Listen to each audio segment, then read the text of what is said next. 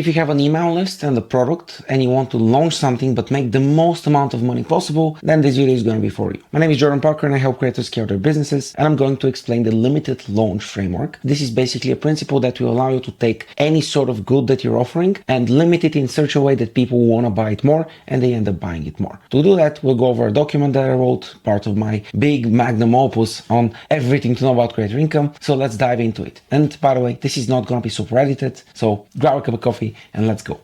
So, the limited launch. The basic idea here is simple. You enter a store and this store sells sweaters, right? And you see one of them that you happen to like. Because sweaters all suck, they're ugly. But you see one sweater that's actually beautiful. It's amazing, it's the best sweater in the world. So you actually want to purchase it. And you go there, pick it up, and be like, go to the store cashier and be like, hey, this sweater is amazing. Give me that sweater. How much is it? And the cashier is like, yeah, it's actually discounted right now. It's not $250. It's just $100. And the question then becomes, do you actually buy the sweater? Because yeah, it's a cool sweater, but it's a sweater. You don't really want a sweater. It's pretty warm. It's nice. You don't really feel like getting a sweater. And you're like, maybe I'll get it another time. So you don't buy it. And that's the problem that we're going to tackle, because a lot of the time people go in stores, they go in places, they go to the checkout page, they go to the last possible second, even sometimes input their credit card info, but they don't click purchase because purchasing is scary. Purchasing means that they're going to invest some of their money and commit to this thing, and this is scary and not nice and not fun. So let's imagine the same situation though, and you go to that store a couple of weeks later and you see a massive line of people all waiting for your sweater. You know they're there by whichever way. You know they're there for your sweater. Everyone wants to buy your sweater. That's significantly different. It feels very different. And the cashier who proposed the sweater to you waves from the inside. He's like, hey, come here. I can get you the sweater still. Those guys came after you. Like, you deserve it. Do you buy the sweater now? Is this now your sweater or is it just some sweater? This whole demand situation, this massive surge of interest in this sweater makes it your sweater. You feel like you own this thing. You feel like this belongs to you. So you want it more. And because of that, you're way more inclined to purchase it. Now, obviously, we gotta be real here. No magic trick is going to get everyone to always buy. But the actual question is, how can we get people to buy most of the time, as much as humanly possible? The more often we can get people to buy, the better we're off. So we want to increase the percentage of people buying versus people not buying. And this technique is one way to do that. But before we get into the actual how-to, and I'll give you everything, you should go and join my newsletter and get my emails. In them, I share all of those goodies first before they have a chance to hit YouTube. And some of the things that I share to my list never actually come to YouTube. Those unique ideas that I have that no one else is talking about, you can only find them there a lot of the time. But you can join later. Now we have a strategy to talk to. So what is a limited launch? If we think about places in which limits were at play when we launched anything, maybe an Apple launch comes to mind. The giant lines in front of the stores. Everyone is waiting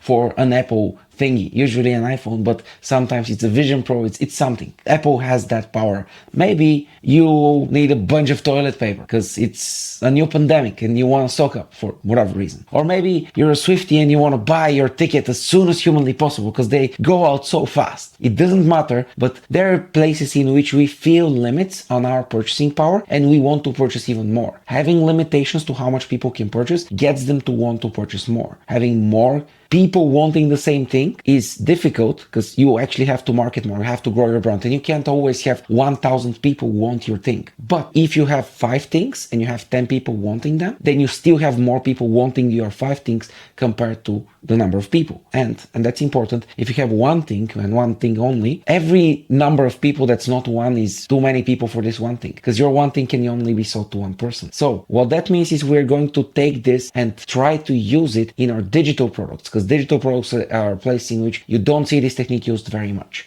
But as we know from things like Black Friday, people love this stuff. Like they'll fight for stuff that's limited. So we want to take what physical goods have been doing with us for many years and apply them to digital products. Because digital products are more convenient, they're easier to create, they have so much more opportunity, but they don't have all of the sales tools available for physical stuff. But we can steal them if we're smart enough. So this is the actual list of things that we need. We want a new product that everyone wants, something interesting and never seen before. And there are ways you can frame this. So even something old can feel very new. We want a line of people waiting to get this thing. We want the real risk for this thing selling out before I get to buy it. We need some reason to act now, some very, very good reason to act now, a trigger so I can buy now, and basically not buying it now feels insane. And finally, I need a sense of triumph that when I purchase it, I got to purchase it. It's not just another thing. It's something that I managed to get. It's an achievement. And obviously John knows best. I'm thinking that's John, I'm not sure, but it doesn't matter. So we're going to go through all of those one by one. First, the new iGadget, the new thing that everyone wants. You can do this in two ways. You can launch a new product, or you can repackage an old product. Old products usually don't have the allure of something brand new and fancy, but you can make them brand new and fancy. You have all the power to do so. Old products that include new things, that include new bonuses, they're packaged with different bits and pieces. You can take a product and package it with an old recording that you have, and suddenly it feels new and unique because no one else has that recording. And the whole point of this, we want to give people a new offer. And that new offer doesn't need to include new products, but it at the very least needs to include a new combination of products. And of course, if you could throw in something new, that's even better. Next, we want a line of people in front of the store. We want a bunch of people waiting for this thing to happen. So you need to make the demand for your thing very public. If you have 1,000 people on your email list, which can be very little in some people's eyes or very many in other people's eyes, it doesn't matter. If you have 1,000 people and any number, you simply share that number with anyone else who is buying and combine it with the next step, which is give unlimited amount of things, give it people unlimited amount of quantity of items they can purchase. It becomes a very valid contrast. So if you have 10 products that you're selling and you have 1,000 people, it feels like they're very much in demand. If you have an unlimited number and 1,000 people, it doesn't feel like limited demand. But one thing that you will notice is that it doesn't always make sense for you to just limit the availability of something. It just doesn't feel honest in many places, because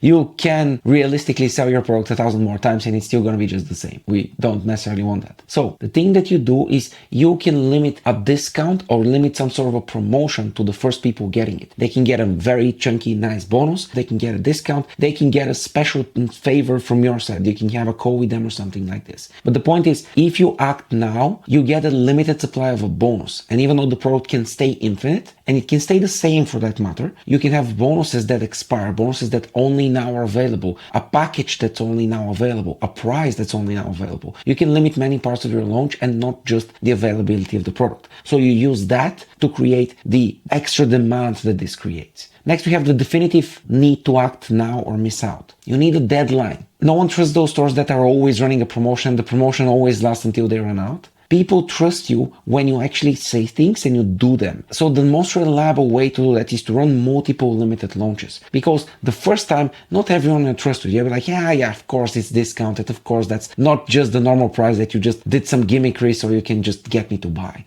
But then the discount ends and you broadcast, hey, the discount ended and I'm no longer selling this. And then people come to you and they're like, hey, can I still buy this? And you're like, no. And then you do this 1, 2, 3 times and suddenly everyone on your list and everyone you know trusts you that what you say actually happens because you build that trust. And maybe some of you will have that trust, maybe some of you will have to build it. But the point is, if you get your audience to trust you, then the need to act now becomes real. And also as a side effect, a very good side effect, you also get a sense of triumph for everyone who manages to purchase, because they didn't just get this. They got this in the face of many other people competing with them. It was a challenge and they succeeded in this challenge, so they appreciate it more and they spend more time with it and they learn more from it. So people actually get more value from your services and products if you do a limited launch for them. And yes, you can do this with services as well, with very little tweaking. You can use this strategy for just about any digital product. Think about how to execute it, implement it, tweak it a little bit, and then it is going to work. And if you want more strategies to grow your creator business, I share more strategies than anyone right now, and you should join my list at Creator Income. See you there.